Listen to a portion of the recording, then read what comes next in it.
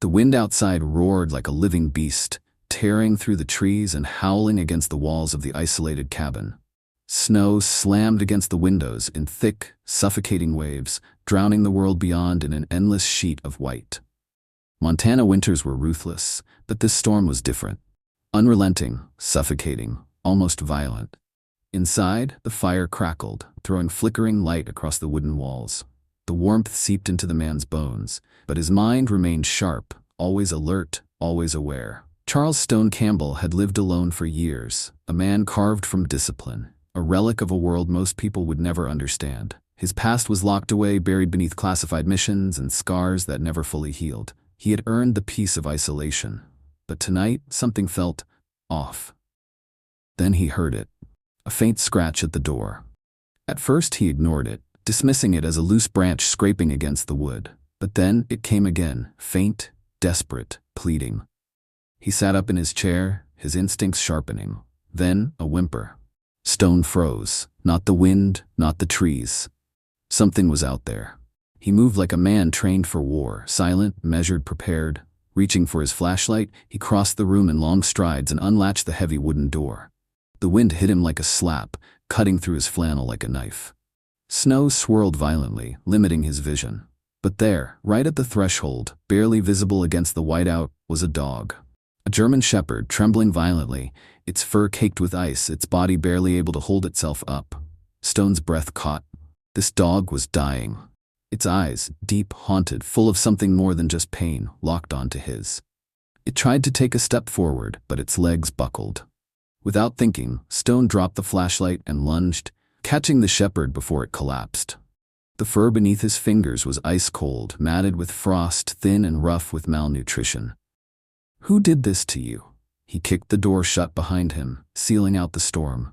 Gently, he carried the shepherd to the fire, his heart pounding. This dog had come here for a reason. And whatever that reason was, it was only the beginning. The warmth of the fire battled the cold, but the German shepherd still shivered violently on the thick wool blanket Stone had placed beneath him. He was thin, too thin, his ribs visible beneath the patchy fur, his coat tangled with mud and ice. This wasn't just a stray dog lost in the storm. This was survival. Stone knelt beside the dog, running his calloused hands gently over the animal's body. His fingers found scars, old ones hidden beneath matted fur, circular burns, jagged scars along the ribs, a deep indentation around the neck, like the dog had worn a chain too tight for far too long. Something inside Stone snapped. Who the hell did this? The shepherd stirred, his body weak but still responsive. His breathing was shallow, labored, as if every inhale took effort. He opened his eyes briefly, locking onto Stone's with a flicker of recognition. And something else. Fear. It was then Stone knew. This dog didn't just escape the cold. He escaped something worse. Stone rose to his feet, heading to the kitchen. He grabbed a bowl and filled it with lukewarm water. Cold enough not to shock the system, but warm enough to coax the shepherd's freezing body back to life. He returned and set the bowl beside the dog. "Drink," he murmured. "Come on, buddy." The shepherd didn't move at first. His body remained still, his eyes flicking toward Stone as if waiting for permission. Stone frowned. He recognized this behavior. He had seen it before, in men who had been prisoners, captives, tortured. This dog had been conditioned to wait for commands. Gritting his teeth, he gently nudged the bowl closer. "You're safe now." The shepherd hesitated for a moment longer, then slowly lowered his head and began to lap at the water. Relief washed through Stone, but it was short-lived, because even as the shepherd drank, his body was coiled with tension, as if expecting something to go wrong at any second. This wasn't just a dog in distress. This was a dog that had been through hell.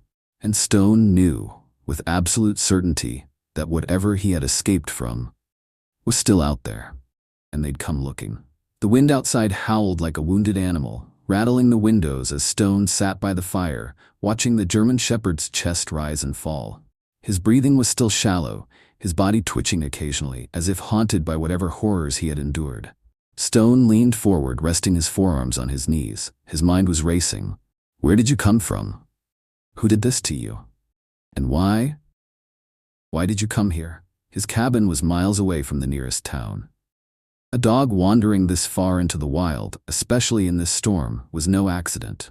A low, distant sound pulled him from his thoughts. A scratching noise. At the door. Stone's entire body stiffened. It was the exact same sound as before. He turned sharply toward the entrance, his heart hammering in his chest. It wasn't the wind. It wasn't the branches. Someone, or something, was outside. He moved slowly, reaching for the fireplace poker, gripping it tightly in his calloused hand. Scratch! Scratch! Then a whimper. Stone froze. He recognized that sound. Another dog. His grip on the poker loosened slightly as he crossed the room, pressing his ear against the wooden door.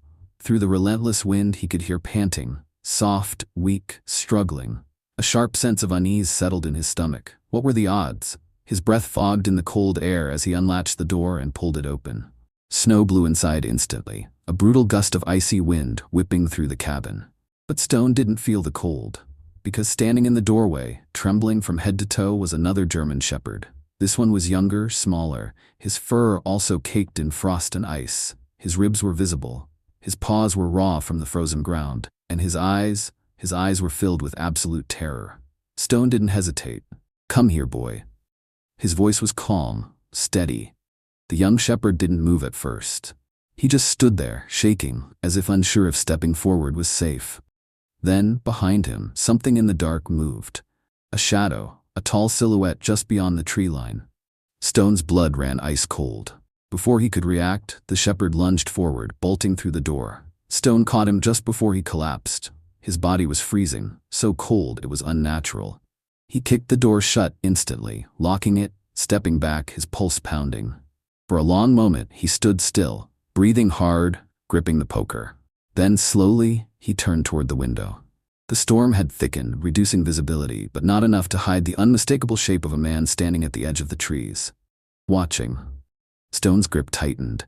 Someone had sent these dogs here, or worse, someone had been following them, and now they knew where he was. Stone stood frozen, his breath coming in slow, measured exhales as he stared at the dark silhouette beyond the trees. The figure wasn't moving, just watching. The snowstorm twisted around the tree line, distorting the figure, but not enough to hide the truth. This wasn't just a lost traveler or a curious stranger. This was someone who didn't want to be seen. Slowly, Stone turned back toward the two German shepherds huddled near the fire. The older one, the survivor, was alert now, ears twitching, his deep brown eyes locked onto the window. He knew. The younger one lay curled beside him, still trembling from the cold. His frail body pressed against the warmth, his paws raw and cracked from the ice. Stone clenched his jaw. Whoever had owned these dogs before had never cared for them. That much was obvious. But there was something else. Something worse. This wasn't just neglect. This was abuse. This was torture. This was control. And that meant someone wanted them back. His instincts screamed danger. Stone didn't hesitate. He moved to the back door, unlatching it with silent precision, slipping out into the night. The cold hit him like a hammer. The storm was relentless, the wind lashing against his face, but his focus never wavered. The man was gone, but the footprints remained. Stone's stomach tightened. There were more than one set. He bent down, brushing the snow aside, revealing deep tracks leading from the trees, circling the cabin. This wasn't random. Whoever had been out here had been watching him, studying. His eyes followed the trail leading back toward the woods, disappearing into the storm. But something else caught his attention. Near the tree line, partially buried in the snow, a glint of metal. Stone reached down, brushing the ice away, revealing a small, rusted chain. And dangling from it, a broken collar. A collar that had once belonged to one of these dogs. His pulse pounded. Stone didn't believe in coincidences. Not anymore. These dogs had been sent to him, or they had fled to him. Either way, one thing was clear. Someone was coming back for them, and when they did, they wouldn't be leaving alive. Stone stood in the snow, staring down at the broken collar, the rusted chain still tangled around it.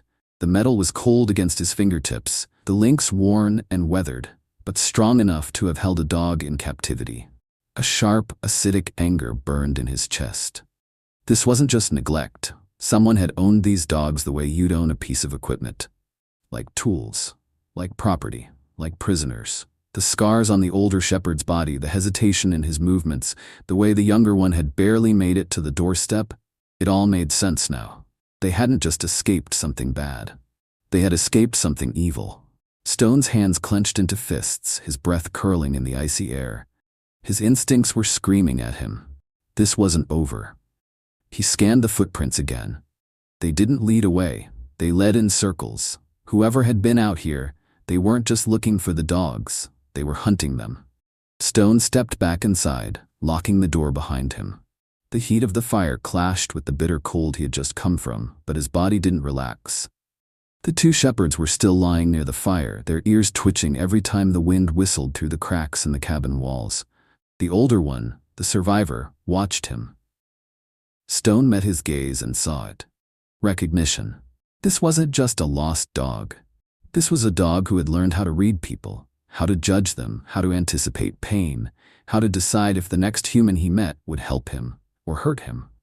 Stone took a slow step forward and crouched down beside him. The shepherd didn't flinch. That meant something. "I don't know what happened to you," Stone said quietly, "but whatever it was, it's not happening again." The dog didn't move, didn't react, but his tail twitched. A small movement, subtle. But to a man like Stone it spoke volumes. They weren't just stray dogs, they were survivors and wanted them back. Stone took a deep breath, forcing his pulse to slow. He needed a plan. The first step? Finding out who the hell these dogs belonged to. And for that, he needed to do something he hadn't done in a very long time. He needed to ask for help. The wind outside howled against the cabin walls, rattling the shutters like a warning. Stone put down the satellite phone, his pulse slow but heavy, the way it always got when something dangerous was about to happen. Bautista. That name wasn't just trouble. It was a storm. A name that left behind bodies, not witnesses. And now, that storm was coming for him. Stone stood up, moving toward the fire where the two shepherds lay. The older one, the survivor, watched him. He knew. Animals always did. They could smell death before it arrived. Stone knelt beside them, running a hand gently down the older dog's back. He was tense but silent, his deep brown eyes locked on Stone's face like he was waiting for something. "Yeah," Stone muttered, "I know." They had to move. It started an hour later, a low, distant rumble, not thunder, not the wind. Engines. Multiple. Stone stood at the window, watching the snowfall blur the tree line. In the distance, 3 sets of headlights cut through the dark, crawling up the narrow road toward his property. They found me fast. Not surprising. People like Bautista don't wait. They don't send warnings. They send bullets. Stone turned, already moving. The dogs were watching him now, ears perked. They didn't need words to know what was happening. Stone grabbed his rifle from the wall, then knelt beside them. "We're not running," he said quietly. "Not tonight." The older shepherd didn't move, didn't blink. But then, slowly, almost imperceptibly, he wagged his tail. He understood. The first truck pulled up just beyond the main gate. The second stopped further back, their headlights flooding the snow-covered driveway. They were smart. They didn't all pile out like amateurs. They knew who they were dealing with. Stone had seen this kind of search-and-secure tactic before. Tight formation, staggered movement. Weapons held just out of sight. This wasn't just a retrieval mission. This was an execution. And that meant they weren't leaving empty-handed. They were here for the dogs. And if Stone got in their way, they'd put a bullet in him and burn the cabin down. Stone exhaled, steadying himself. They didn't know what they'd just walked into. He had spent his entire life preparing for nights like this. A voice called out from the first truck. "Campbell." Stone didn't answer, didn't move. The dogs were silent beside him, the older shepherd standing now, ears alert, tail low. A second voice, closer this time. "We know what you have. Send the dogs out, and we'll let you walk away." Stone smirked. That was a lie. He glanced out the window, counted 4 men in front, at least 2 more in the truck. Armed, trained. But they had made one critical mistake. They thought he was just an old man. And in exactly 30 seconds, they were about to find out how wrong they were. Stone stepped forward, opening the cabin door just enough for his voice to carry. "I'm giving you one chance," he called. "Leave now." Silence. Then a click. The unmistakable sound of a safety being switched off. The older shepherd let out a low growl. Stone's jaw tightened. They had just sealed their fate. The cold Montana air bit into Stone's skin as he stepped onto the porch, his breath curling into the night like smoke. The men below the steps didn't flinch. They weren't nervous. That told Stone everything he needed to know. They thought they were in control. They weren't. He glanced at the older shepherd standing beside him. The dog's muscles were coiled like a spring, ears pricked forward, eyes locked onto the men in the driveway. They didn't know it yet, but they were outnumbered. Because this wasn't just a man and his dogs, this was a war machine waiting to be set loose. The man in front, bigger than the others, maybe the leader, took a step forward, his boots crunching in the snow. "We don't have time for this," he said, his voice flat, emotionless. He raised a hand, signaling to the others. Stone saw the movement, saw the shift in their stance. They weren't here to negotiate. They were here to kill him. Stone inhaled slow and steady. "Last chance," he said. The man smirked. "Wrong," he said. "That was your last chance." He lifted his rifle. Before the man could aim, Stone already had his pistol leveled, steady, ready. The first shot cracked through the cold air, hitting the leader's shoulder. He staggered back, cursing, his rifle falling into the snow. But Stone wasn't done. He pivoted, aiming at the second man just as the older shepherd launched off the porch. The dog hit the nearest target like a freight train, knocking him backward into the snow. A scream, a flash of movement. The second man reached for his weapon, too slow. Stone fired again, his bullet met flesh. The man crumpled, dropping his pistol into the snow. And then the young shepherd moved. Faster than they expected, faster than fear itself. A shadow in the snow, a blur of muscle and teeth. Bautista's men weren't ready. And now they were drowning in their own arrogance. The third man panicked. Stone saw it in his eyes, in the way he fumbled for his gun with shaking hands. Stone didn't let him get that far. He crossed the yard in 3 strides and slammed the butt of his pistol into the man's jaw. A sickening crack. The man collapsed, blood dripping into the snow, his body twitching from the impact.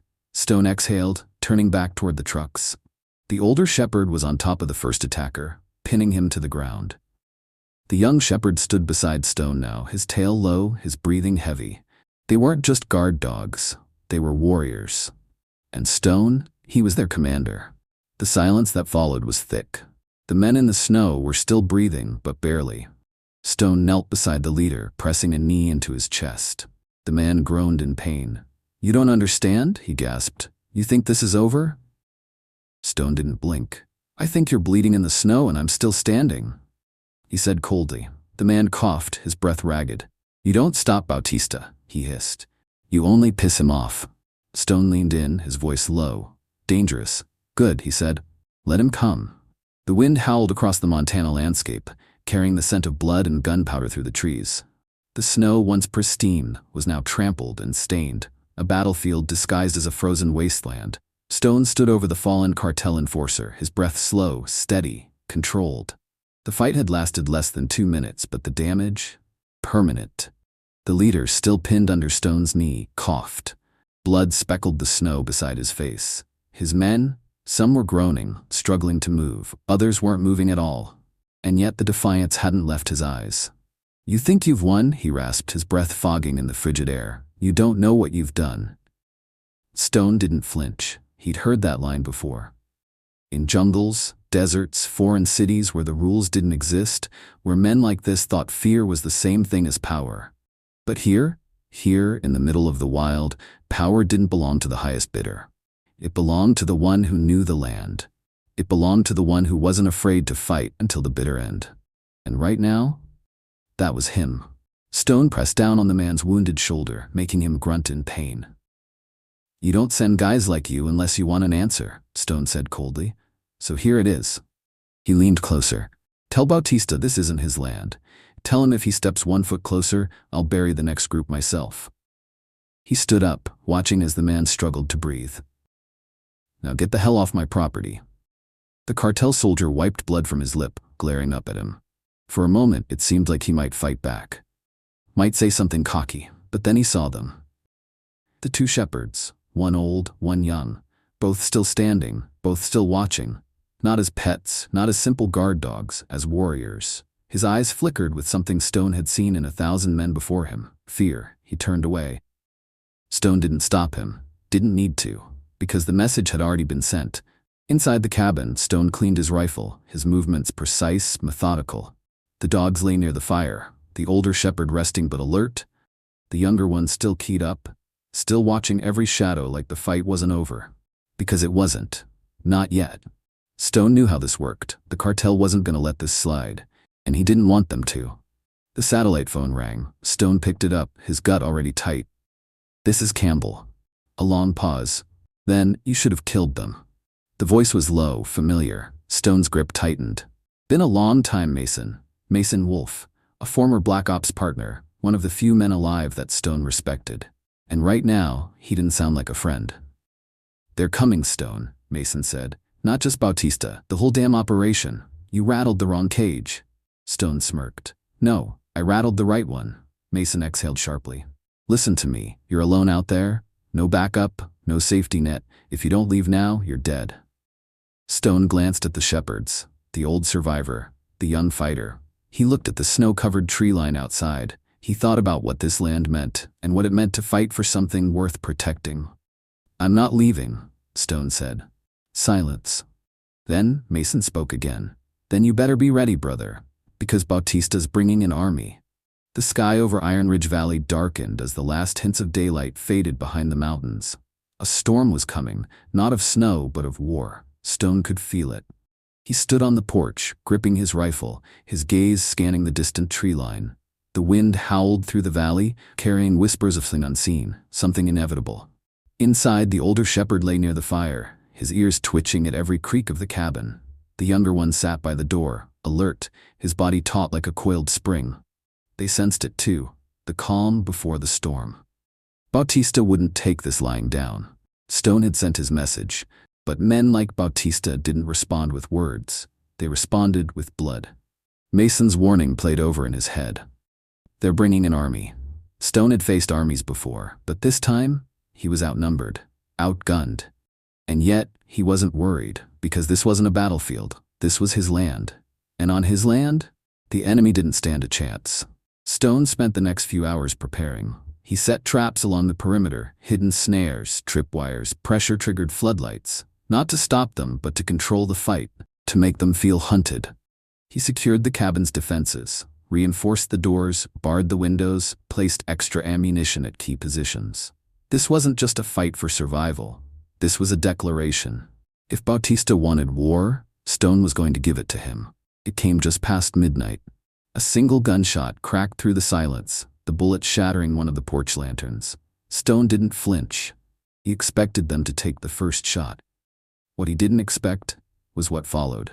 The entire tree line lit up with headlights, dozens of SUVs lining the ridge. The cartel wasn't sneaking in. They wanted him to see them coming. Bautista wanted him afraid. He wasn't. Stone exhaled, steadying his breath. Then he muttered 3 words. "Let's begin." The first wave came fast. 6 men advancing through the snow, their shadows long against the white terrain. Stone stayed hidden, watching, calculating. The older shepherd let out a low primal growl. The younger one tensed, waiting for the signal. Stone held his breath, waited. Then, he fired. The first man went down before he even saw the bullet coming. The second stepped on a tripwire. A flash grenade detonated, blinding the others. And then, the dogs moved. Silent, deadly.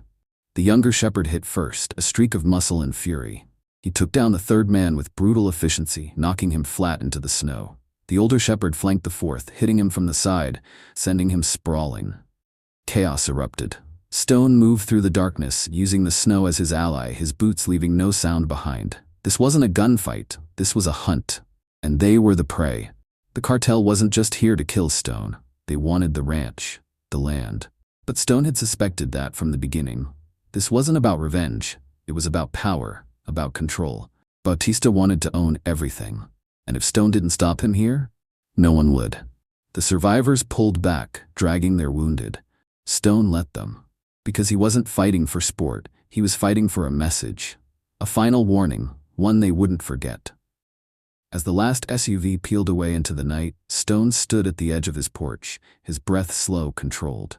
The older shepherd sat beside him, his fur dusted with snow. The younger one panted, his tail twitching. They'd won the first round, but the war was far from over. The Montana sky remained black, the stars swallowed by the storm brewing on the horizon. Stone knew what was coming. The first wave had been a test, The next would be war. Inside the cabin, the fire burned low, casting flickering shadows against the wooden walls. The air smelled of gunpowder, blood, and anticipation. The older shepherd sat near the door, his gaze locked on the tree line, waiting. The younger one was pacing, his energy coiled, ready to explode at the first sign of danger. Stone wasn't afraid. He was ready. The satellite phone rang again.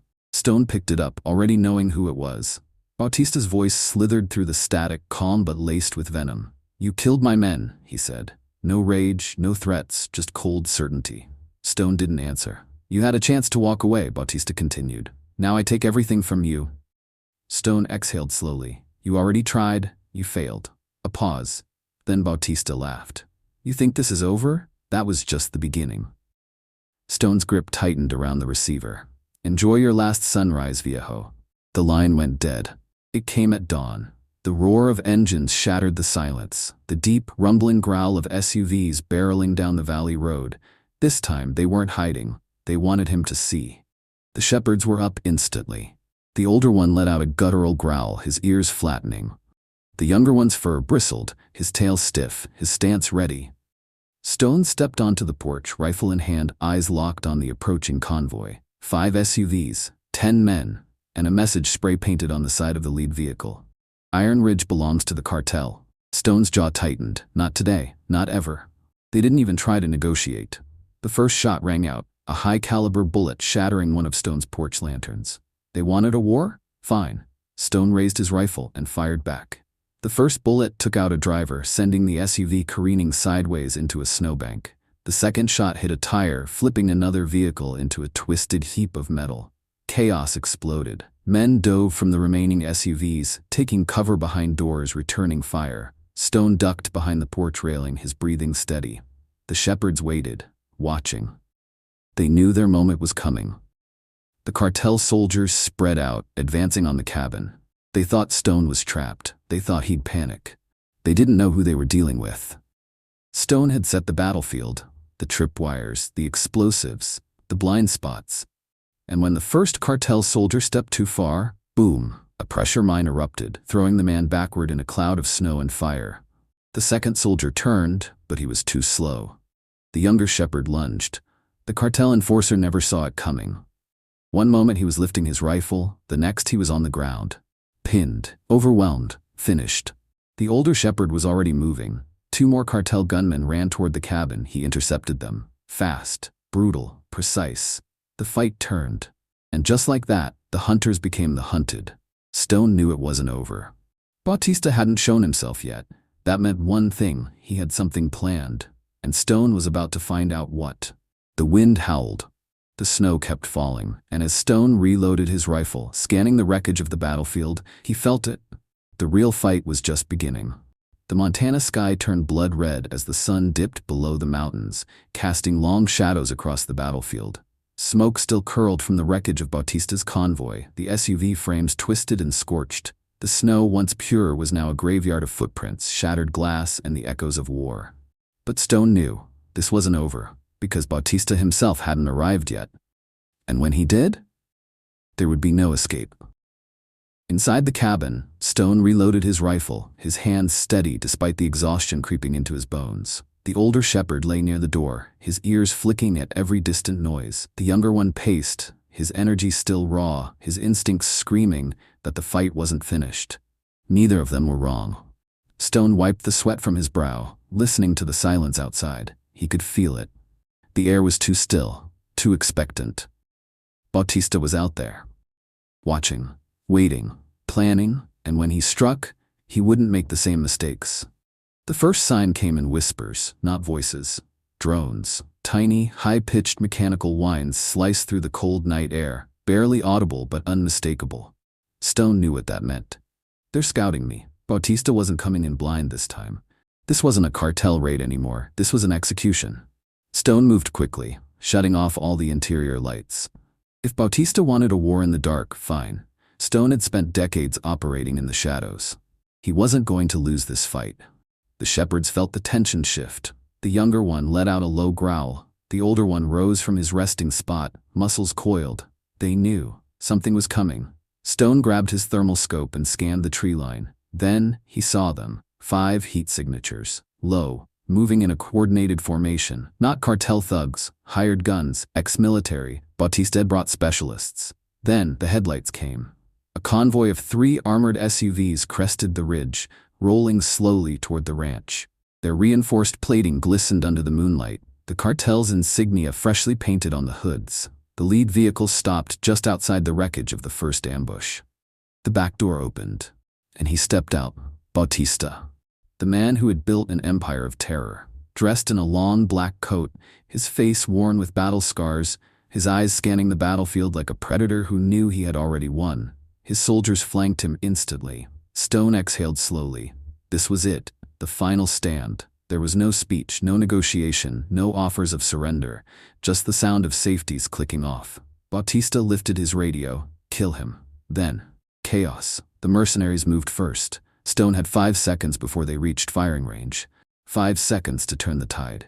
He fired first. The first bullet ripped through the night, punching into the chest of the lead mercenary. He dropped instantly. The second shot found another. 3 left. Then, the dogs moved. The younger shepherd hit the flank, his body a blur of muscle and fury. He crashed into one of the gunmen before the man could even react, dragging him into the snow, teeth sinking deep. The older shepherd was already in motion. He circled wide, cutting off another gunman's escape route, forcing him to turn, right into Stone's bullet. 2 left. Stone ducked behind the overturned SUV as bullets slammed into the metal. Sparks spat off the surface. The cold night lit up in flashes of gunfire. He waited, counting the shots. Then, silence. They were reloading. Stone moved. He vaulted over the wreckage, his rifle snapping to the last 2 mercenaries. 2 clean shots. Game over. The field was silent. Bautista stood alone. His entire force was gone, and he knew it. Bautista stared at Stone. For the first time, fear flickered in his eyes. Finish it, he spat. But Stone didn't raise his rifle. He stepped forward instead. The older shepherd walked beside him, blood staining his muzzle, his eyes never leaving Bautista. The younger shepherd sat at Stone's heel, panting, ears flicking, waiting. You're done, Stone said coldly. Walk away, and if I ever see you again, you won't be so lucky. Bautista's hands curled into fists. His entire empire had fallen. He had no men left, no power, no way to win. Stone could see it. And so could the dogs. After a long, tense silence, Bautista turned and walked away. By sunrise, it was over. The cartel was finished. Iron Ridge Valley was free. Stone sat on the cabin porch watching the shepherds as they lay stretched in the snow, finally at peace. For the first time in years, he allowed himself to breathe. Because the war? It was over, and they had won. Stone knew the cartel would never return. Because they had learned the truth the hard way. Iron Ridge wasn't a battlefield. It was a graveyard for those who thought they could take it. And the ghosts of the fallen? They belonged to the shepherds now, to the warriors who defended it, to the legend that would never die. And as Stone sat in the quiet, his fingers idly scratching behind the older shepherd's ears, he muttered the only words left to say. Good job, boys. The war was over, but the legend had just begun. Thank you for watching this video. If you enjoyed it, please support me by clicking the logo in the bottom right corner to subscribe to my channel. This way you won't miss any of the exciting stories coming up. Thank you so much.